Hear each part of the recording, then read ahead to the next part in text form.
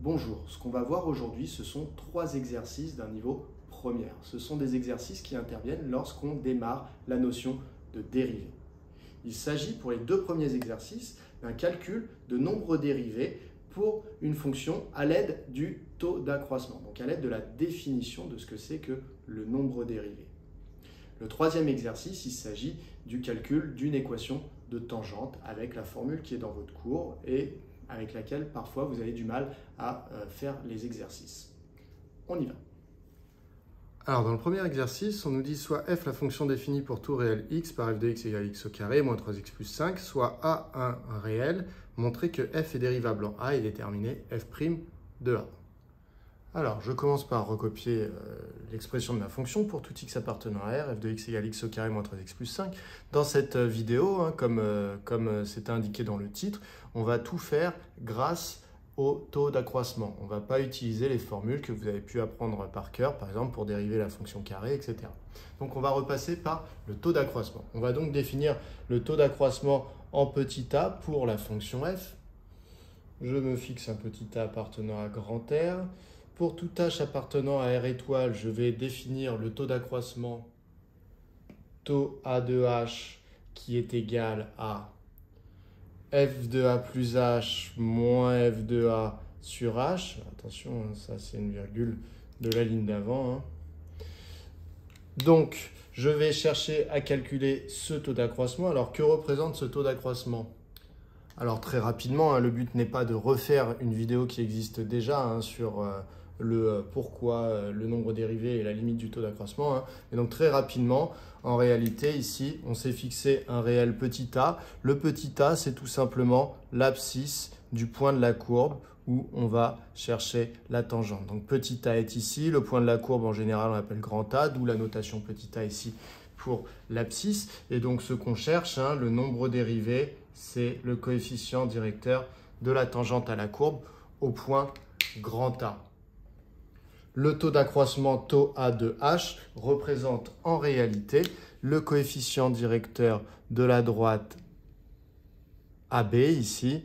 Si j'appelle B le point de la courbe représentative de f qui a pour abscisse A plus h, c'est-à-dire l'abscisse de A à qui j'ai rajouté petit h. Donc h vaut en fait ici la différence entre les deux abscisses. Donc le taux d'accroissement, taux A de h, c'est en fait la formule du coefficient directeur de la droite bleue, c'est-à-dire de la droite AB qu'on appelle la sécante. On va donc calculer l'image de A plus h et l'image de A et les soustraire. Alors si je regarde ce que donne f de A plus h, c'est donc l'image de A plus h par la fonction f. Donc je remplace x par A plus h. Donc tous les x de l'expression sont remplacés par A plus h. Ça me donne donc A plus h au carré, ce qui est marqué là, moins 3 fois A plus h, puisque le x qui est là est aussi remplacé par A plus h, plus 5. Maintenant, je dois retirer f de a. Alors attention, je dois retirer tout le résultat de f de a. Donc je retire et je mets des parenthèses pour bien retirer tout le résultat de f de a. Je remplace donc f de a, ce sont les x qui sont remplacés par des a, donc a au carré moins 3a plus 5. Maintenant, ça va être très calculatoire. Donc finalement ici, je vais essayer de simplifier un petit peu l'expression qui est au numérateur. Là, je fais attention, a plus h au carré, c'est une identité remarquable. Cela vaut a au carré plus le double produit, donc 2 fois a fois h, donc plus 2ah, plus b au carré, donc plus h au carré. Ensuite, je vais développer moins 3 fois a plus h. J'obtiens donc moins 3a, moins 3h. Le plus 5 est toujours là.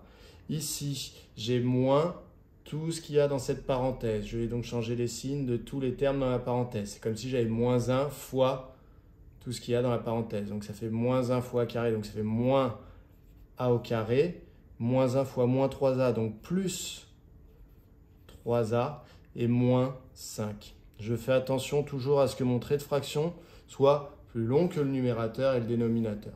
Le tout sur h. Je commence par simplifier tout ce qui s'annule. Ici, j'ai a carré moins a carré, ça s'annule.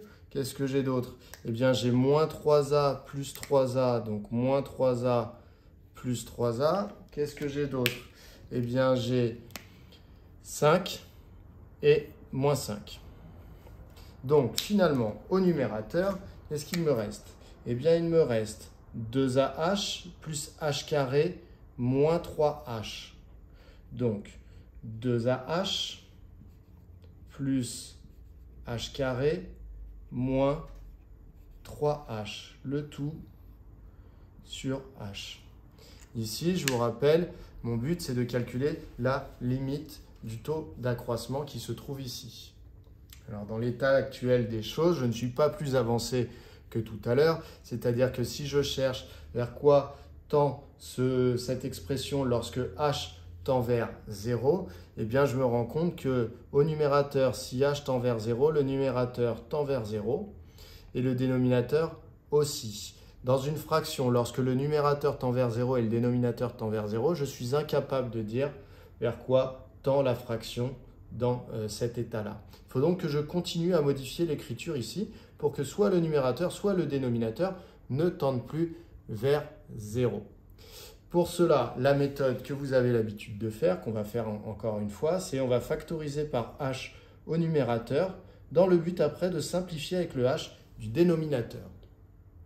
Je factorise donc par h au numérateur. Ça me donne h facteur de 2a plus h carré, si je factorise par h, eh bien il reste h, puisque h carré c'est h fois h, moins 3h si je factorise par h, il me reste donc 3. À tout moment, quand vous factorisez, vérifiez que en redistribuant, vous retombez bien sur la ligne précédente. h fois 2a, 2ah, h fois h, h carré, h fois moins 3, moins 3h. Donc c'est bon, ma factorisation est correcte. Maintenant que je me retrouve avec une multiplication comme opération principale au numérateur et au dénominateur, puisque le dénominateur, je peux très bien le voir comme h fois 1, eh bien, je peux simplifier par h ma fraction. Ce qui me donne 2a plus h moins 3. Nous avons donc que le taux d'accroissement en petit a est égal à 2a plus h moins 3. C'est-à-dire qu'en fait, le coefficient directeur de la droite bleue est égal à 2a plus h moins 3. Maintenant, mon but pour savoir si la fonction est dérivable, et donc pour trouver le nombre dérivé de petit f en petit a, eh bien, ça va être de faire tendre h, c'est-à-dire la différence entre l'abscisse de a et l'abscisse de b, vers 0. Ainsi, le point B va se rapprocher progressivement du point A et la droite bleue va s'incliner finalement à la limite comme la droite rouge.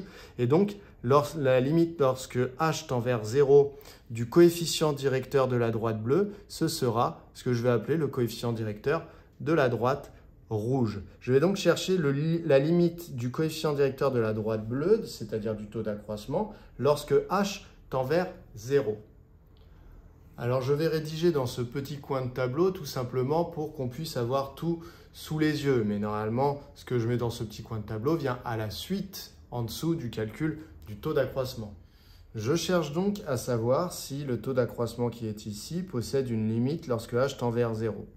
Donc, ici, je cherche la limite. Lorsque h tend vers 0, eh bien, 2a plus h, donc 2a plus quelque chose qui tend vers 0, eh bien ça va se rapprocher de 2a. Et donc 2a plus h moins 3, avec h qui tend vers 0, eh bien ce nombre-là va se rapprocher finalement de 2a moins 3 lorsque h se rapproche de 0. Donc finalement, la limite quand h tend vers 0 du taux d'accroissement taux A de h, c'est-à-dire de 2a plus h moins 3, eh bien c'est égal à 2a moins 3. Donc graphiquement, cela veut tout simplement dire que la tangente à la courbe au point grand A d'abscisse petit a, c'est-à-dire la droite rouge, a comme coefficient directeur 2a moins 3. C'est-à-dire 2 fois l'abscisse où on regarde la tangente et on retire 3 au résultat. Donc, c'est la définition d'une fonction qui est dérivable en petit a. Je peux donc écrire que f est dérivable en petit a, et en plus de ça, j'ai trouvé le nombre dérivé de f en petit a, c'est la limite du fameux taux d'accroissement, c'est le coefficient directeur de la tangente rouge qui vaut 2a moins 3. Voilà pour ce premier exercice. On passe au deuxième. Alors, dans cet exercice 2, eh bien, la consigne est exactement la même que dans l'exercice 1. C'est la fonction simplement qui change. Donc, on a une nouvelle expression de f, mais il faut démontrer que f est dérivable en a et déterminer f' de a. Donc, je recopie ce qui définit ma fonction. Donc, pour tout x appartenant à R privé de 2, donc R privé de 2, c'est l'ensemble de définitions de f, effectivement. Si on regarde ici un petit peu l'ensemble de définitions, quelles sont les valeurs interdites pour f? Eh bien, les valeurs interdites pour f sont les valeurs de x qui font que le dénominateur s'annule. Et donc, quand est-ce que x moins 2 s'annule? Quand est-ce qu'il vaut 0 du coup? Eh bien, c'est quand x est égal à 2. Donc, finalement, ma fonction ici, je ne peux la définir que sur R privé de 2. Bon, très bien. Je veux savoir maintenant si cette fonction est dérivable en n'importe quel a de l'ensemble de définitions.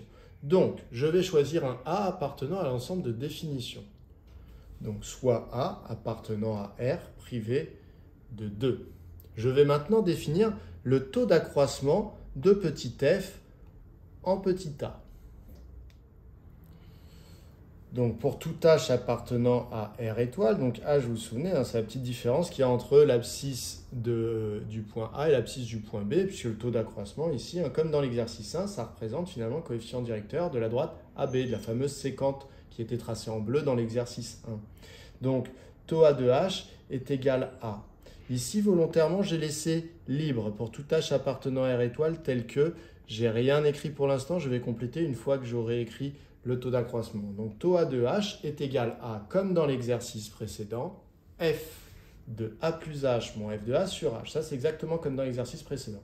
Alors ici, j'ai bien écrit pour tout h appartenant à R étoile, puisque vous voyez que h se trouve au dénominateur. H ne doit surtout pas valoir 0, d'où l'étoile. Mais cette fois-ci, ma fonction, elle est définie sur R privé de 2 dans l'exercice 1, c'était que sur R. Donc, quand la fonction est définie sur R, l'image de a plus h existe toujours puisque a plus h est un nombre réel. Et donc, quand la fonction peut calculer des images pour n'importe quel réel, on peut calculer l'image de a plus h. Ici, dans cette fonction-là, il faut que je fasse attention. Quand je calcule l'image de a plus h, eh bien, peut-être que a plus h est égal à 2, la fameuse valeur interdite pour x à l'intérieur de f. Donc, je ne peux pas calculer f de 2. Donc, si jamais a plus h vaut 2, eh bien, je ne peux pas faire ce calcul. Donc, pour m'assurer que je peux bien faire ce calcul, je veux dire que j'ai choisi h tel que quand je prends a plus h, eh bien, a plus h est différent de 2. Voilà. Ce qui revient à dire que finalement, h est différent de 2 moins a. Mais bon. Cette phrase-là nous suffit amplement. Donc, on s'assure que a plus h est bien dans l'ensemble de définitions. On va pouvoir maintenant calculer f de a plus h, f de a et dérouler notre calcul de taux d'accroissement. Pour f de a plus h, eh bien, il faut que je calcule l'image de a plus h par la fonction f. Donc, je remplace x par a plus h dans la fonction f, dans l'expression de la fonction f. Donc, ça me donne 2 divisé par, x est remplacé par a plus h, donc a plus h moins 2. Donc, je l'ai bien écrit ici. 2 divisé par a plus h moins 2. Donc ça, c'est f de a plus h. Maintenant, il faut que je retire f de a. Donc moins. Et pour f de a, eh bien finalement, les x sont remplacés par des a. Donc j'obtiens 2 divisé par a moins 2. Voilà pour cette étape.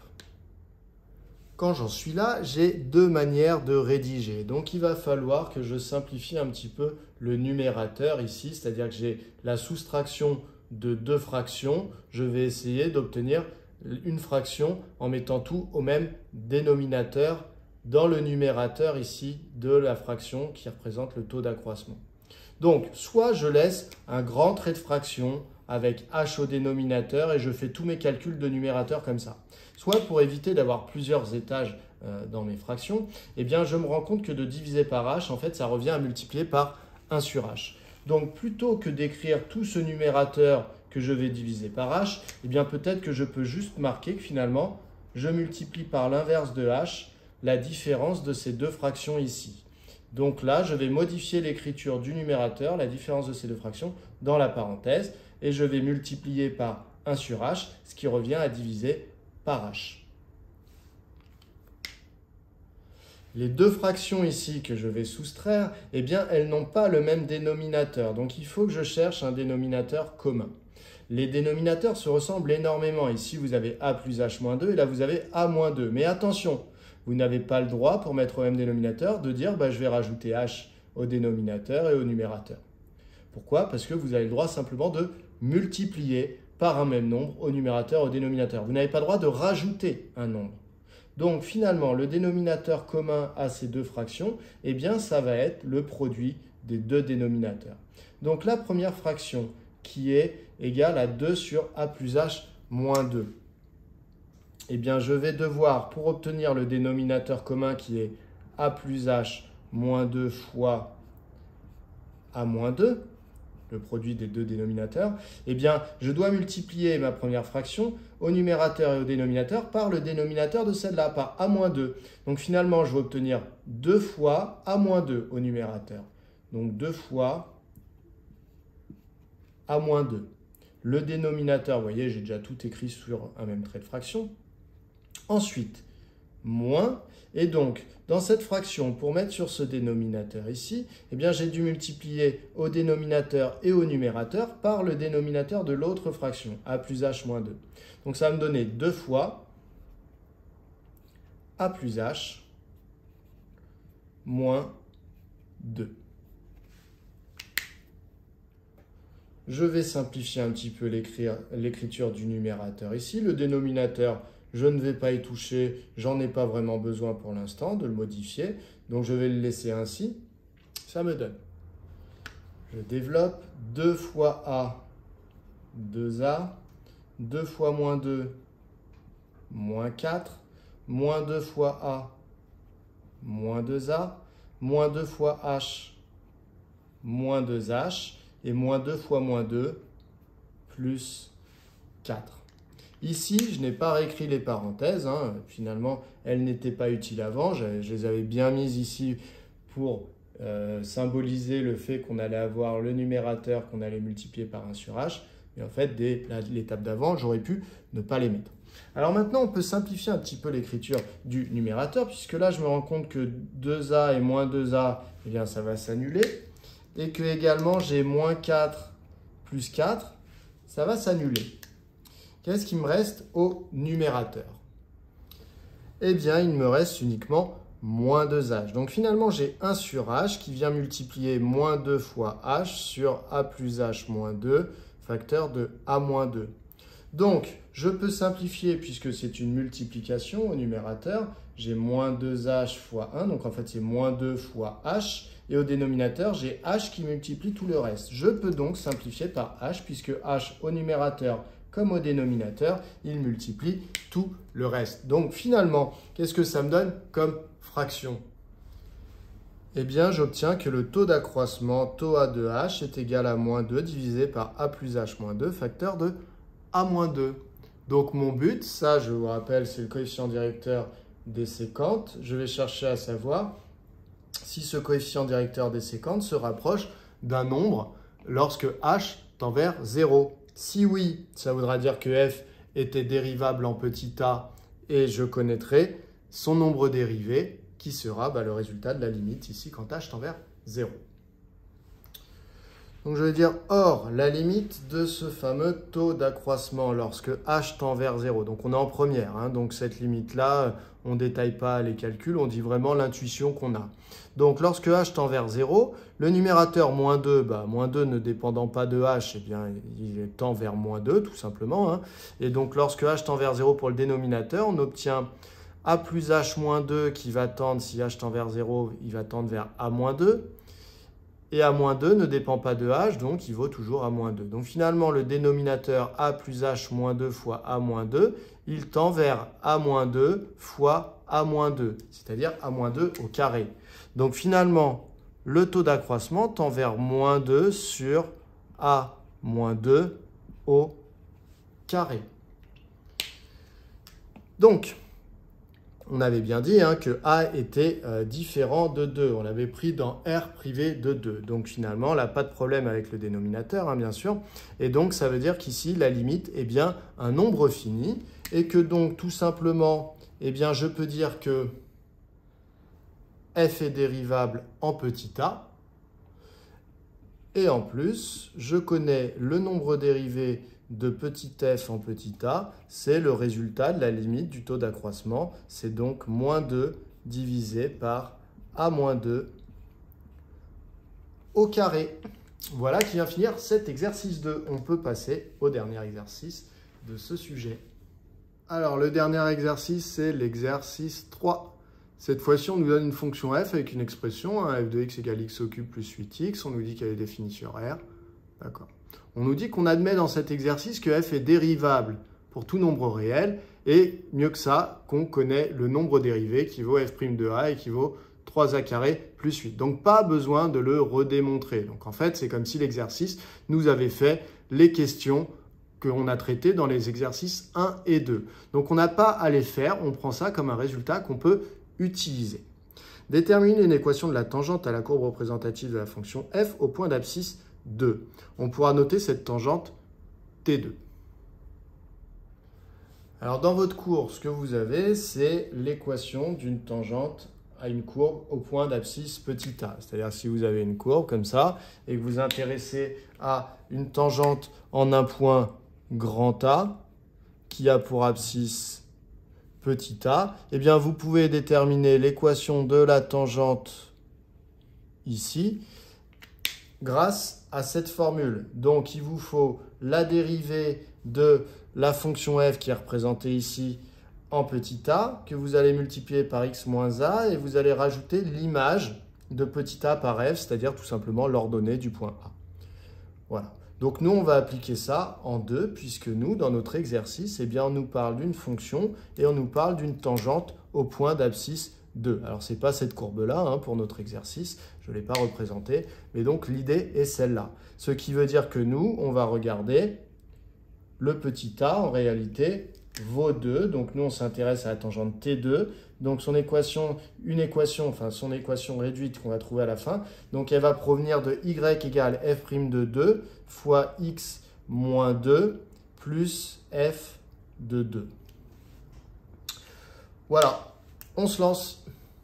Voilà, donc pour rédiger, j'écris directement T2 admet pour équation y égale f' de 2 fois x moins 2 plus f de 2. Donc j'ai exactement recopié ça. Donc du coup, je peux effacer puisque c'était exactement la même chose.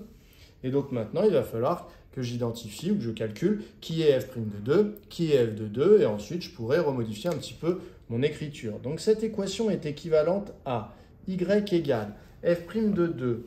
Eh bien, f' de 2, pour le connaître, il faut que je regarde ce que l'énoncé m'avait donné pour f' de a. Pour f' de a, l'énoncé m'a dit que c'était 3a au carré plus 8. Donc moi, si je veux f' de 2, je remplace a par 2. Et donc, c'est 3 fois 2 au carré plus 8. Donc, y égale 3 fois 2 au carré plus 8. Ça, c'est f' de 2. Tout f' de 2 doit être multiplié par x moins 2. Donc, je mets bien des parenthèses autour de f' de 2 pour multiplier le tout, le résultat, par x moins 2. Si je ne mets pas les parenthèses, eh bien, si je ne mets pas les parenthèses et que j'écris comme ça, la seule chose qui est multipliée par x moins 2, le seul nombre, c'est 8. Et donc, j'oublie de multiplier tout ça par x moins 2. Donc, je n'oublie pas mes parenthèses, comme ça, plus f de 2. f de 2, pour le calculer, je reprends l'expression de la fonction f. La fonction f, son expression, c'était x au cube plus 8x. Donc, f de 2, je remplace x par 2. Ça va me donner 2 au cube plus 8 fois 2. Donc, plus 2 au cube plus 8 fois 2. Alors là, je ne suis pas obligé de mettre des parenthèses autour, hein, puisque c'est une addition. Donc, ça ne changerait rien que je mette des parenthèses autour. Quand j'en suis là, il ne me reste plus qu'à développer, puisque finalement, là, j'ai bien trouvé une équation de T2, mais bon, ce n'est pas rendu sous forme très jolie, entre guillemets, c'est-à-dire ce n'est pas développé et réduit. Donc, on va le faire. Donc, y égale donc 3 fois 2 au carré. 2 au carré, eh bien, c'est égal à 4. 3 fois 4, 12. 12 plus 8, 20. Donc finalement, ça donne 20 fois x moins 2 plus 2 au cube. Eh bien, c'est 2 fois 2 fois 2. Donc 2 fois 2, 4 fois 2, 8. 8 plus 8 fois 2, 8 fois 2, c'est 16. 8 et 8, 16. Donc 16 à qui je rajoute encore 8, 24. Donc finalement, plus 24. Cette équation est équivalente à y égale 20x plus 20 fois moins 2, donc moins 40, plus 24. Donc finalement, y est égal à 20x moins 40 plus 24, donc moins 16. Voilà l'équation réduite de la tangente T2. Voilà, on en a fini. Alors sachez qu'il existe une autre vidéo que je vais vous mettre en lien juste ici avec un sujet qui ressemble énormément. Pareil, 3 exercices, 2 premiers sur calcul de nombre dérivé, 3e sur équation d'une tangente. Ça vous permet de vous réentraîner avec d'autres types de fonctions. Allez les voir. Et si vous n'avez toujours pas compris pourquoi la définition de le nombre dérivé est égal à la limite du taux d'accroissement, eh bien je vous invite à aller voir l'autre vidéo que je vous mets en lien qui reprend le pourquoi de tout cela. À bientôt!